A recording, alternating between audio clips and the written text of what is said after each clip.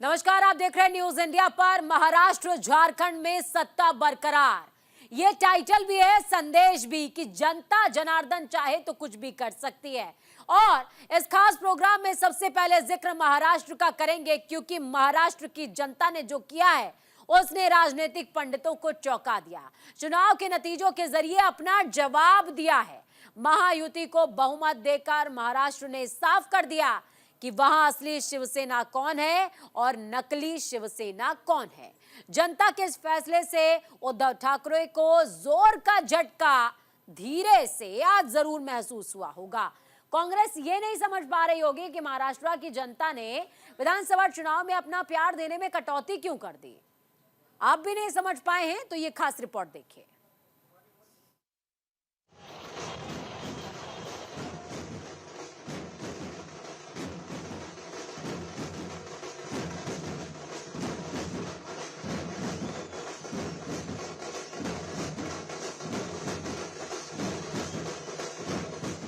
महाराष्ट्र की जनता ने एक बार फिर सत्ता में महायुति की वापसी करा दी है।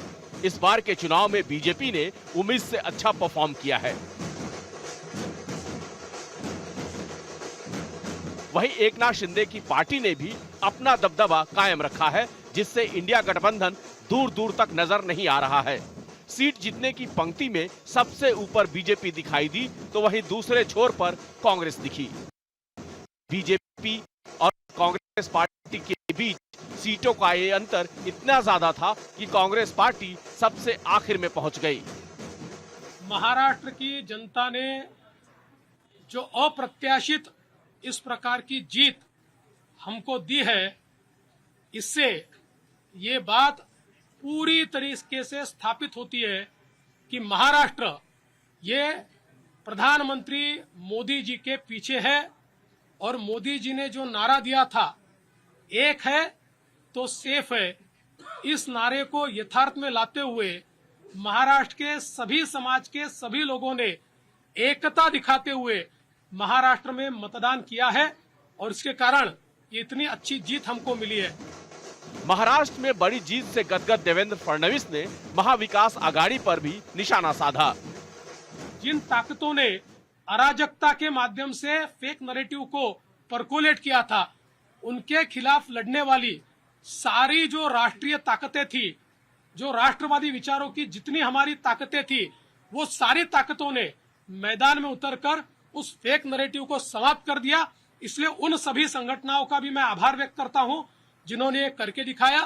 साथ साथ महाराष्ट्र में जो पोलराइजेशन का प्रयास किया गया था और किसी जाति विशेष धर्म विशेष को एक धर्म विशेष को पोलराइज करने का जो प्रयास किया गया था, मुझे लगता है वो प्रयास सफल नहीं हुआ। महायुति के जीत के बाद एक सवाल जो सबके मन में है वो ये है कि महाराष्ट्र का मुख्यमंत्री कौन होगा। यह तय है कि बीजेपी अब मुख्यमंत्री की कुर्सी पर अपना दावा मजबूती से रखेगी। बता दें कि किसी भी तरह की गुटबाजी से बचने के लिए महायुति ने किसी भी नेता को मुख्यमंत्री का चेहरा नहीं बनाया था। सीएम पद के ऊपर कोई भी विवाद यहाँ नहीं होने वाला, क्योंकि पहले दिन से ये तय है कि चुनाव जब संपन्न होगा तो चुनाव के बाद तीनों पार्टियां मिलकर इसको तय करेगी। हमारे नेता आदरणीय होम मिनिस्टर साहब ने प्रेस कॉन्फ्रेंस में ये बहुत स्पष्ट शब्दों में बताया है कि चुनाव के बाद तीनों पार्टियां बैठेगी और इसका निर्णय करेगी। अभी मैं ऐसा मानता हूं कि हमारे एकनाथ शिंदे जी उनके पार्टी के अध्यक्ष है, अजित पवार जी उनके पार्टी के अध्यक्ष है और साथ में हमारे पार्टी के जो राष्ट्रीय अध्यक्ष है उनको हमारा पार्लियामेंट्री बोर्ड ऑथराइज करता है। तो ये लोग बैठकर एक उचित निर्णय करेंगे, हमारे वरिष्ठ नेताओं से बातचीत करेंगे, हमारे पार्लियामेंट्री बोर्ड से बातचीत करेंगे, जो निर्णय होगा वो सबको मान्य होगा, इसमें कोई विवाद नहीं। इस बार बीजेपी ने साबित किया है कि महाराष्ट्र की राजनीति में उसका दबदबा बरकरार है। ऐसे में इस बात की पूरी संभावना है कि महाराष्ट्र के सीएम की कुर्सी को लेकर बीजेपी पीछे नहीं हटेगी। बीजेपी की ओर से देवेंद्र फडणवीस एक बार फिर मुख्यमंत्री बन सकते हैं। बता दें कि फडणवीस 2014 में भी बीजेपी शिवसेना की सरकार में 5 साल तक मुख्यमंत्री रह चुके हैं। वहीं पिछले विधानसभा चुनाव में भी बीजेपी ने 105 और शिवसेना ने 56 सीटों पर जीत हासिल की थी।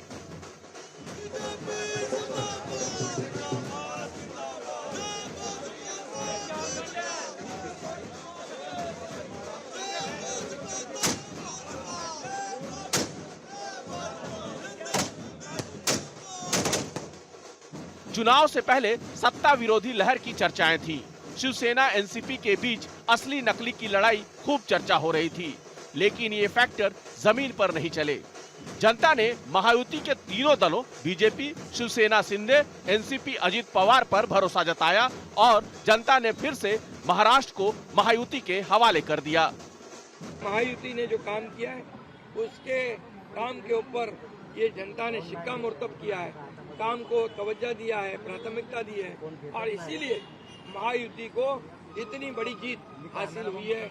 इसलिए मैं महायुति के पूरे महाराष्ट्र की जनता को तो धन्यवाद देता ही हूँ, उनका स्वागत करता हूँ, लेकिन महायुति के सभी कार्यकर्ताओं को भी धन्यवाद देता हूँ।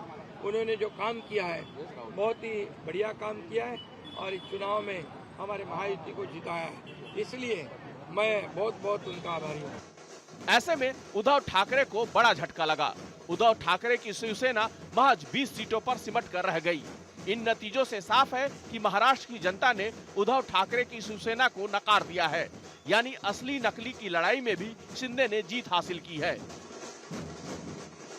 वहीं शरद पवार की तुलना में अजित पवार कमजोर दिखे। कांग्रेस ने जिस तरह से लोकसभा चुनाव में प्रदर्शन किया था, कुछ उसी तरह के प्रदर्शन की उम्मीद विधानसभा चुनाव में भी थी, लेकिन ऐसा नहीं हुआ। विधानसभा चुनाव में खराब प्रदर्शन ने न सिर्फ कमजोर संगठन की पोल खोली, बल्कि कमजोर रणनीति को भी उजागर कर दिया। वहीं शरद पवार और उद्धव ठाकरे को भी बड़ा नुकसान हुआ है। इस बार कांग्रेस के साथ साथ दोनों ही पार्टियों का जनाधार खिसक गया। लोकसभा चुनाव से ठीक विपरीत नतीजे विधानसभा चुनाव में देखने को मिले। हा निकाल म्हणजे लोकांनी महायुतीला मतं का दिली? सोयाबीनला भाव मिळत नाही म्हणून दिली का? कापसाची खरेदी होत नाही म्हणून दिली का? महाराष्ट्रातले उद्योग गुजरातला नेले जातात म्हणून दिले का? महिलांची सुरक्षितता वाऱ्यावरती सोडले गेले म्हणून दिली का? म्हणजे नेमकं कळत नाही की कोणत्या प्रेमापोटी तर हा शब्द चुकीचा आहे, रागापोटी अशी ही लाट जणू काय उसळले हे कळत नाहीये। हा निकाल अनाकलनीय आहे आणि याच्या मागचं गुपित हे काही दिवसांमध्ये तर शोधावं लागेल। इस बार विधानसभा चुनाव में मराठा प्राइड को कैश करने की बीजेपी की रणनीति काम कर गई। बीजेपी बीच बीच में मैसेज भी देती रही कि एकनाथ शिंदे फिर से मुख्यमंत्री बन सकते हैं। शिवसेना यूबीटी को कमजोर करने में एकनाथ शिंदे का बहुत अहम रोल रहा। मुंबई की आम जनता ने शिंदे को ही मराठा सम्मान का प्रतीक माना और उनके लिए ठाकरे परिवार बाहरी हो गया। महाराष्ट्र में एकनाथ शिंदे, देवेंद्र फडणवीस और अजित पवार की तिकड़ी ने महाविकास आघाड़ी के विकास वाले वादों को धराशाही कर दिया। इसके साथ ही महायुति गठबंधन के लिए महिलाएं महाराष्ट्र में ट्रम्प कार्ड साबित हुईं। चुनाव से पहले शिंदे सरकार ने लड़की बहन योजना की शुरुआत की थी।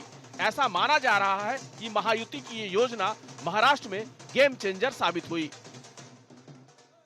कुल मिलाकर देखा जाए तो 288 सीटों वाले महाराष्ट्र पर महायुति का कब्जा हो गया है। वहीं महायुति की इस जीत से महाविकास आघाड़ी एक बार फिर 5 साल के लिए सत्ता से बाहर हो गया। ऐसे में विपक्ष को मिली हार पर गहन चिंता करने की जरूरत है, जिससे वो हार के सूखे से बाहर निकल पाए। न्यूज इंडिया के लिए संजीव कुमार की रिपोर्ट। एक क्रम में 3 नेता उद्धव ठाकरे, संजय राउत और आदित्य ठाकरे। आदित्य ठाकरे ने अपनी जीत पर विजय हासिल की और मिलिंद देवड़ा को शिकस्त दी। टीका लाल है, लेकिन उद्धव ठाकरे 20 का आंकड़ा आया है। वक्त छोड़ने से ब्रेक के बाद जिक्र झारखंड का।